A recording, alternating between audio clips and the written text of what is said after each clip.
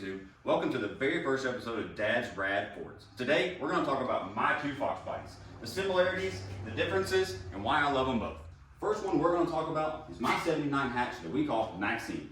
I built this car from nothing for my wife. We brought this thing home as almost a bare shell of a Foxbody, and actually once I brought it home, I was like, what have I gotten myself into? The paint color is dark shadow gray. It originally inspired me from the 03-04 Mach 1s. I love those cars when they first came out, and I just thought I love a gray, black accent Foxbody Mustang is just classic. I don't like a too busy of a color scheme, so me and the wife both decided dark shadow gray, you can't go wrong. Fantastic, good classic color for a Mustang. Let's talk about how this car sits and what it's sitting on. It's sitting on 17-inch wheels all the way around, 8.5 fronts, 9.5-inch rears. I looked for a really long time just searching the internet over, looking at wheels, looking up and down, sending my wife pictures, both of us sending pictures back and forth, sending pictures to friends, looking at pictures of cars. And I almost went crazy trying to find wheels. Found these, great affordable price, and they actually offered a bunch of fitment / offset options for the car, for the lug pattern that I was wanting. You may notice the car is 5-door. Let's talk about that real quick. When I got this car, it came with basically a new edge parts car that was already conveniently disassembled for me. I brought it home in the back of my truck, nearly. I have really great pictures we'll try to insert right here. So I had 99 to 04 front K member, front suspension, spindles, brakes, everything at my disposal that came with the car. It was a huge bonus and a huge help for me. I love new edge cars. I've had several of them over the years. I have one now we'll talk about later that's had a lot of work done to it. So this car is now sitting on a new edge K member. It has just basically the stock spindles, stock brakes, everything from a 99 to 04 car. It is really a great, basic, really cheap upgrade, and I'm all about cheap and easy. So let's talk about that. Most everything on this car has been somebody else's leftover part, used part. It's kind of my MO, and maybe you guys will notice as you follow along the way that we can't just go and break the internet and say, click add to cart for every single thing we want. I am really bad. My wife gets on me all the time that I will search to save $2. I'll drive 2 states away to save $2 on a spark plug when I can go to the spark store and get it right now. You guys understand what I'm saying. So anyways, we've got all these great new edge suspension parts, differential, brakes, steering stuff. So I put it all together as a package. There are some things you have to do to make it all work together, but this is the result. You get an updated 5-lug pattern, modern disc brakes all the way around on the car. And my favorite part about it is you can still go to any parts store across the country and get any part that you need. If you need a caliper or whatever, the generic parts is just what the point I'm getting at. And I try to stick with that with all of the cars that I do, trying to get crazy outside the box. The next thing, let's talk about what actually powers this car. Okay, so originally this car was a 302 automatic. That was long gone once we got the car, and I really didn't have any interest in putting anything like that back in the car. Like I said before, its car came with a new edge parts car, so guess what's in it? The 4.6 2-valve and the Tremec trans from the new edge. Let's talk about that just a minute. I strongly feel that this swap option is overlooked by most people for a good, reliable horsepower option for a Foxbody. I understand that Coyote swap twin turbo LS is all the rage, and yes, they all make gobs of horsepower, and it is insane. But let's be real, that stuff is extremely expensive. Nothing is cheap anymore. This was not cheap by comparison. But this is a fantastic little engine, has powered the Crown Victoria for years and years, which is arguably the greatest car that has ever been known to man, period. Like, bar none. Like, my opinion, I don't think they've ever made another car better. They probably never will. It's really actually a problem. So anyways, this obviously is not stock. So I've been playing with these things for a while. I might have mentioned before I was a Ford technician. I was actually a Ford technician for 23 years, and I now just work on stuff here at my home shop. So as you can imagine, starting working on Fords in the 2000s, I'm very well versed on a 2-valve 4.6. So this engine here actually has some very big aggressive comp cams, trick flow valve spring kit with titanium retainers.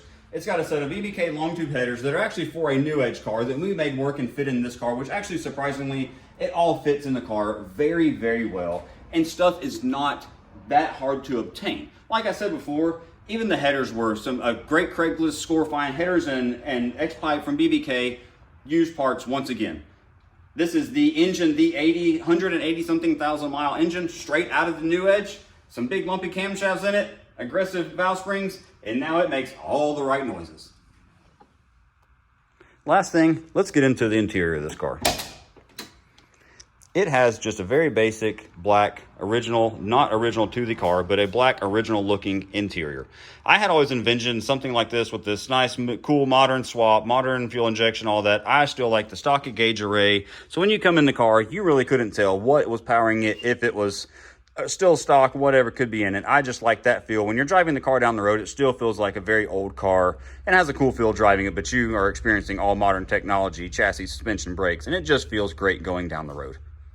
And this is the best $1,200 car I have ever bought. So when I got the car, it had been sitting for a number, I want to say the guy said it was a better side of 10 years. It had been sitting with no convertible top under a pole barn. So that being said, before that, I thought it was really cool because he told me that he drove this car back and forth to Florida all through the 90s and early 2000s to go see his mom nearly every week. And he would put the top down at his house here in Georgia and drive all the way to Florida top down. And I was just like, man, this guy's after my own heart. I have to own this car. So speaking of the top, let's talk about the convertible top. First of all, one thing you might notice, I did say the car sat for a number of years with a ruined convertible top. Somehow this interior survived, and I love the interior in this car.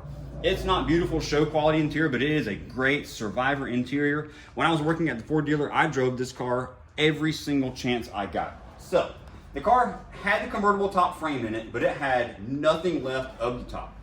So I bought not the cheapest, but an inexpensive replacement convertible top for the Foxbody and did a terrible job putting it on.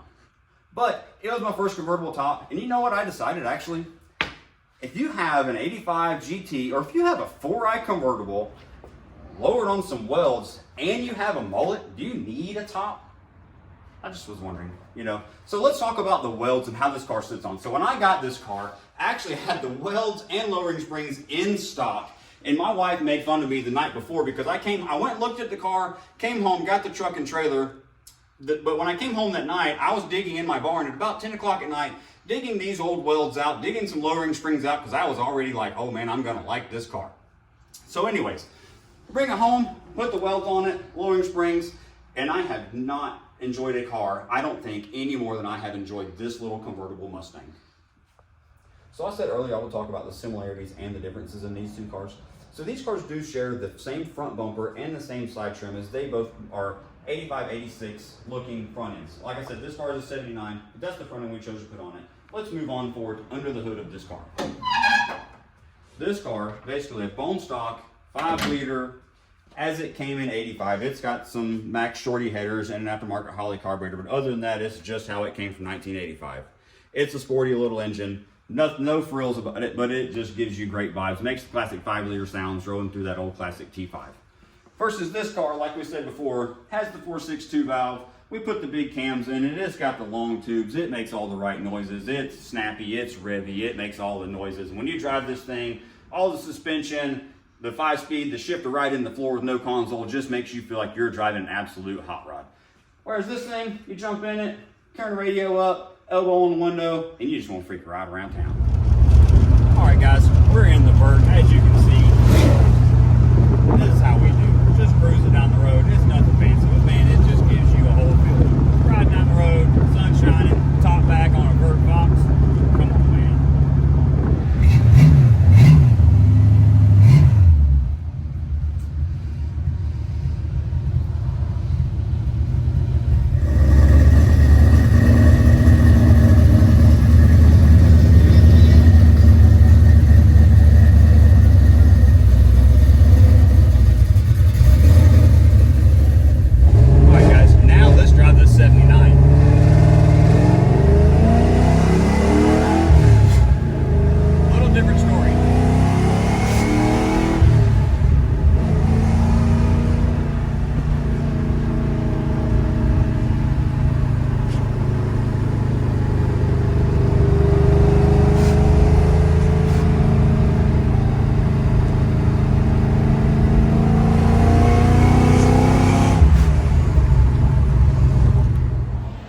Thanks for following along through this video, guys. I hope you enjoyed that little bit of content about a couple rad Foxbody Mustangs. We're going to try to keep it up around here. We got other Mustangs.